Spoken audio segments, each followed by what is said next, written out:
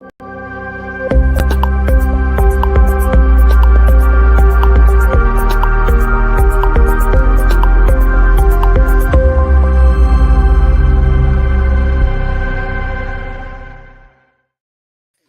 morning, VIPs. Risk continues to be on.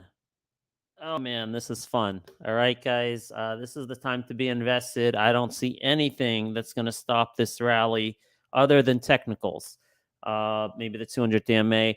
I'm not even going to pull up the Qs, the SPY, and the ARC right now. I'm not worried about that right now. We're doing specific stocks. We got lots of news to cover this morning, lots of wins to celebrate. Still lots of catalysts to come, but we got to open with DRIO. We've been talking about this for a long time. This is my largest position. Earnings Monday, 6:30 a.m. with a live stream at 8:30 a.m. You see the stock is up 6% this morning because they put out a PR. So this PR, we're trying to figure out exactly what this is right now. Either way, it's good news. The question is, how good is the news? It says DRIO Health selected by National Health Plan to enhance. The question is this a second plan other than one that we've been waiting for, or is it the same plan, the production launch, the national rollout of the first plan they've been talking about? I'm leaning towards it being the plan we've been waiting for, but unfortunately without the name.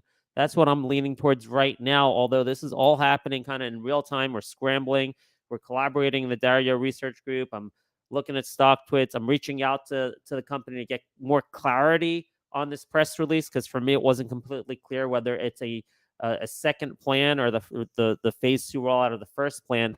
But either way, it's good news, right? Again, the question is, how good? I've been trying to tell people, people have been asking me questions the last few days, say, okay, Ben, if this deal comes through, because the evidence is mounting that it is Aetna, based on some LinkedIn posts that people in stock tweets have been doing a great job cyber sleuthing. And this morning, there was more interaction between a DRIO executive and CVS executives on a post about digital health. So that's very interesting. So we do think it's Aetna. So people are starting to ask, okay, Ben, so what's the ramifications of that, fundamentally speaking? And if it is that one plan and that phase 2 rollout, I actually don't think that increases analyst estimates. They need that plan to reach analyst estimates in 2023.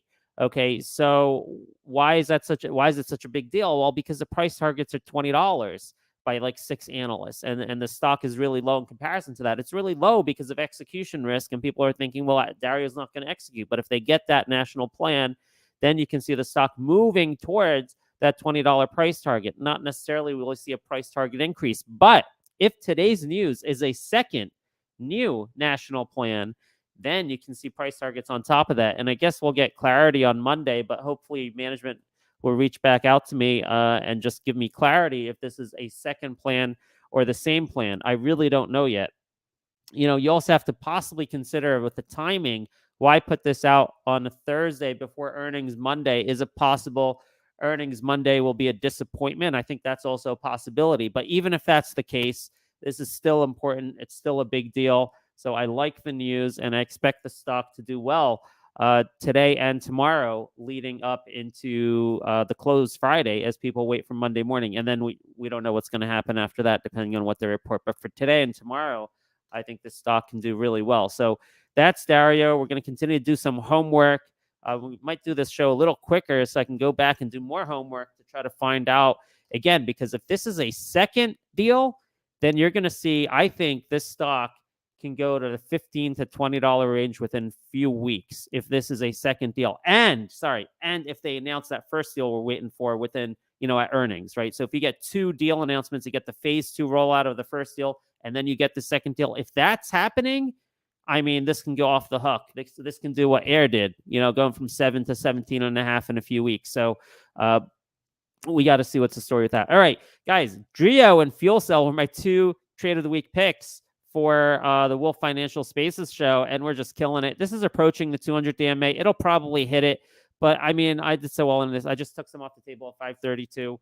Why not? All right, celebrate that win. So that's great. Porch, I got into this yesterday, and we have continuation. This is one, the Cantor Fitzgerald put an $8 price target on it. superficially, I don't understand the fundamentals of why it looked like a miss. I didn't dig into the details, but the technicals I love, and I love Cantor upgrading it over the 50 DMA.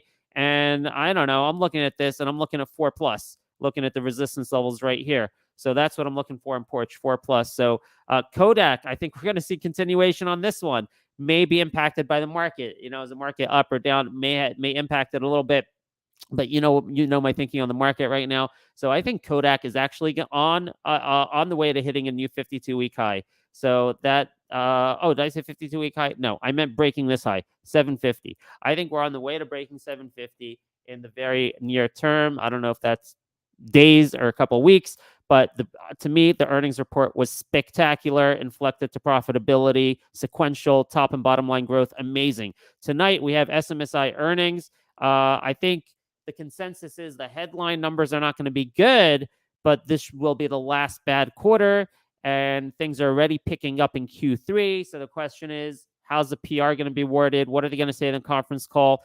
And will the stock react now, or do we have to wait another quarter? Those are all the things we have to wait for on SMSI. I did add a little bit going into this based on the Monday night presentation we had by Brian in our community in the VIP event.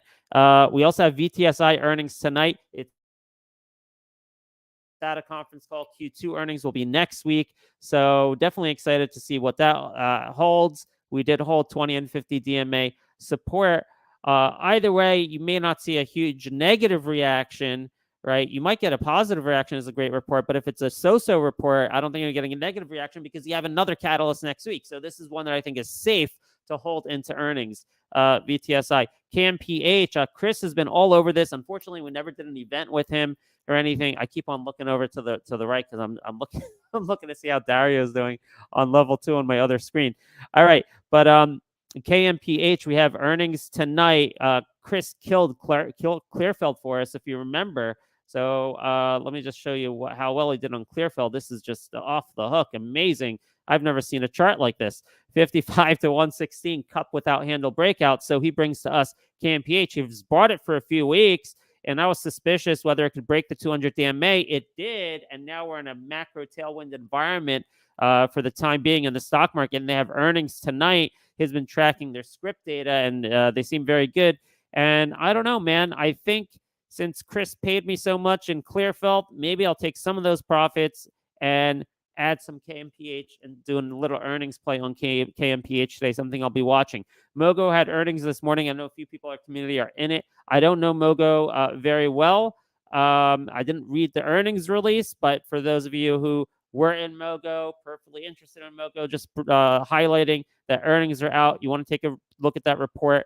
Revenue did beat, top line did beat, EPS missed. They did reiterate guidance on revenue for this year and said their earnings are going to get better in the second half of the year. I don't know if that's enough to pull the stock up, but of course you have the sentiment tail. What did I talk about in the VIP trading room the other day? I said timing the market, I think, is actually more important than picking stocks. And so that's where we are right now with MOGO. This might just, continue with tailwinds of the market. Crypto, a lot of crypto exposure here, which is doing well right now. It's risk on.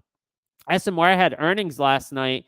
And man, I've been in this since like 11 or so. I took a little bit off the table after earnings. I did, this is like a 10-year hold. So I'm going to hold some for the long term.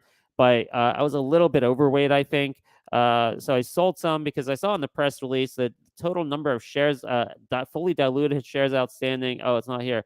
But it was something like, it was like hundreds of millions of shares. It's like the market cap on this thing is like 3 or 4 billion. It's like crazy.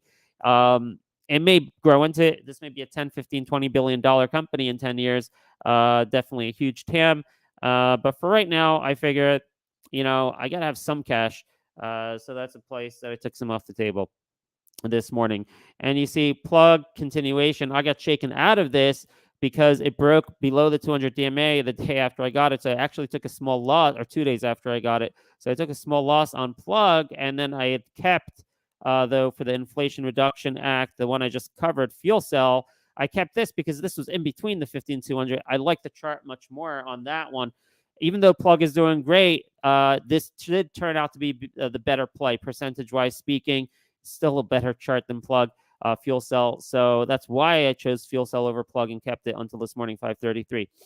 All right. I'm losing on Celsius. Whoever picked up Celsius 2 nights ago, I pounded the table at 90 to 93. I didn't. I already have it, but that was just a great call we had on technicals, and not just technicals, but it's understanding price and catalysts, and understanding that the low of this day, $93, that gives you the floor on what this company's worth after the Pepsi deal, and that's why twice it bounced off 93. Very easy play there. Congrats for you to those of you who picked that up. Pet, this has been a loser for me. They have earnings Monday. I don't want to be holding this when earnings hit. So I'm going to either this pops, does one of those low float SPAC things, and I get lucky and I can sell it today or tomorrow, or I'm going to lose money on it. I definitely don't want to hold this over the weekend with earnings on Monday. So you win some, you lose some. That looks like one I would lose, and I deserve to lose it because I went out of my expert zone. Usually only trade in stocks with fundamentals I understand. Pet is not one of them. All right. We got SIGA. I understand the fundamentals. I like it. I think it's could be cheap here. This could be headed to the upper 20s. I'm still holding it. Most of my position, again, in short puts. I'm going to hold those short puts. All right. What else we got, man? Everything is just fire, man. GOEV. Oh, that turned. This was like a technical trade, not really fundamentals. I messed up on that. I'm still holding it. Although I think I'm back to close to break even at 364. I'm probably close to break even. I might just get out close to break even on this one today. We'll see. All right. Still holding that one. Clearfield, amazing, unbelievable. Look at Oxy there, the Warren Buffett play. Oh, CVV has earnings Monday. So this is very interesting. This could be where Air was a couple years ago. So they're doing a lot of orders for EV, but these are not yet production orders. This is like when Air was doing like these test orders, these small orders for validation, but it wasn't for production scale. That's what's going on with CVV now. But all of these like validation orders to test their equipment are really skyrocketing here in the past year or so. So really interested to pay attention to the conference call Monday on CVV. And it looks like you're going to be seeing an earnings anticipation run into earnings on Monday. But this is a really interesting one. Could that be another Air in a couple quarters, in a few quarters? Maybe. So thank you so much to Julian and Sanjay for bringing that to our attention. And I think that's quite enough, man. We're doing great. There we have Plab, waiting for earnings on that. Life is good right now. It's kind of a little bit of a bull market right now. We don't know if the ultimate bottom is in, but I've been calling it for a couple of months. A bottom is in. Enjoy the temporary, at least temporary bull market, maybe longer than a temporary bull market. And let's keep collaborating on DRIO tonight. Maybe we'll get on a live stream for SMSI. A lot going on. You know, this has been crazy few weeks for me, on top of all the earnings reports and the macro. And, you know, besides the small caps, I now got to pay attention to the big caps because that affects the indices. And it's actually been very good for me, good experience, because I've been able to predict markets much better by paying attention to the macro and the big caps and how markets react to earnings of big companies. Like all of that goes into calling the tops and the bottoms. It's been an incredible experience for me, but it's also been very tiring. It's been crazy, and I cannot wait for earnings season to die out and die down so I can relax a little bit. My mornings are crazy. Like I spend hours preparing for these shows every morning trying to understand everything. I hope you guys are getting a lot out of this. I put a lot into it. So spread the word when this goes out on social media at 4 p.m. Definitely interact with it, like it, retweet it. And I appreciate everyone's support. Hope everyone makes a lot of money coming up here in the next few days in this period. Thank you, everyone. Have a great day.